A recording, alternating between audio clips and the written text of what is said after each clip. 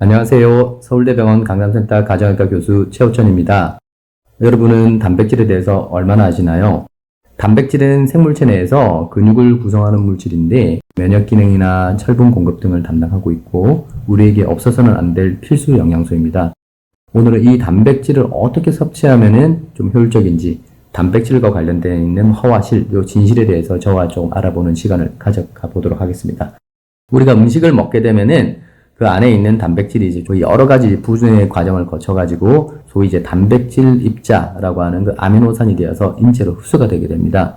단백질이 쪼개져서 나온 그 아미노산의 종류는 총 20가지인데 인체에서 자체적으로 생산이 되지 않아서 외부에서 섭취해야만 하는 아미노산을 필수 아미노산이라고 한 9종류가 됩니다. 그 필수 아미노산 중에서도 특히 이제 근육대사와 관련이 깊은 한 3종의 아미노산을 분지사슬 아미노산, 영어로 BCAA라고 합니다. 식물성 단백질 같은 경우에는 쌀이나 콩, 단백질은 있기는 합니다만 필수 아미노산을 전부 얻을 수는 없기 때문에 이러한 경우에는 여러 식품을 혼합해서 드시는 전략도 조금은 필요합니다. 식품으로만 먹을 수 있는 단백질 말고도 가공이 되어 있는 단백질도 꽤 많은데요. 우유 종류로 만든 유청단백이나 카제인 단백질도 있고 약재같이 나온 것도 있습니다. 이런 것들이 이제 먹었을 때 식품에 비해서 흡수가 얼마나 되느냐 이런 걸 좀 알아야 하는데 내가 섭취한 단백질이 몸에서 얼마나 쓰이는지 나타내는 지표가 생물가라고 하는 개념이 조금 있습니다. 예를 들어서 내가 100이라는 음식을 먹었을 때 100이 다 이용이 되면은 생물가가 100이라고 하는데 닭가슴살 100g을 먹게 되면은 생물가가 한 76 정도라는 말씀이죠. 그러면은 24g 곱하기 76%에서 18g 정도가 흡수가 됩니다. 단백질 보충제를 20g 정도 섭취를 했다라고 하면은 생물가가 꽤 높습니다. 그래서 실제 이용 단백질은 19g 정도로 꽤 높은 편이죠.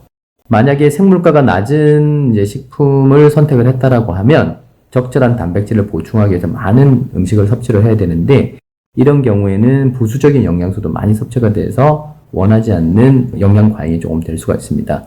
그렇다고 해서 생물가가 높다고 해서 또 마냥 좋은 것도 아닙니다.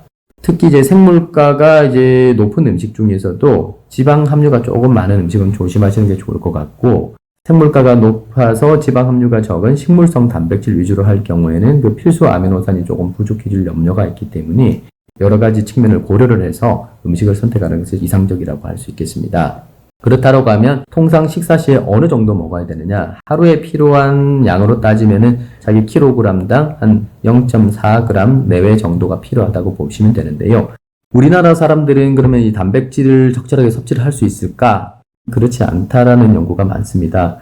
우리나라 그 조사에 따르면은 젊은 성인들 같은 경우에는 15%에서 20% 정도가 권장 단백질을 조금 밑돌고 있고 노년층으로 갈수록 30% 그리고 75세 이상 고령층으로 갈수록 거의 50% 정도는 권장 단백질 섭취가 조금 부족한 것으로 되어 있습니다. 특히 이제 나이가 들수록 단백질 흡수율이 좀 떨어지기 때문에 중년, 장년층부터는 이 단백질 섭취에 조금 신경을 써야 하는데요. 소화 능력도 떨어지고 하기 때문에 이런 경우에는 적절한 단백질 보충제를 고려를 해볼 수도 있습니다.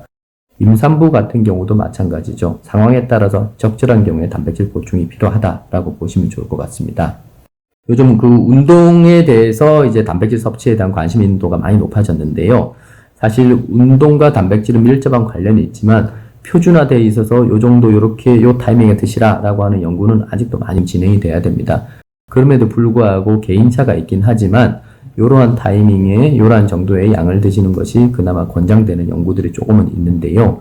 운동 수행 능력에 있어서 결정적인 요인은 단백질보다도 근육 사이에 있는 글라이코겐의 저장량이 매우 중요합니다.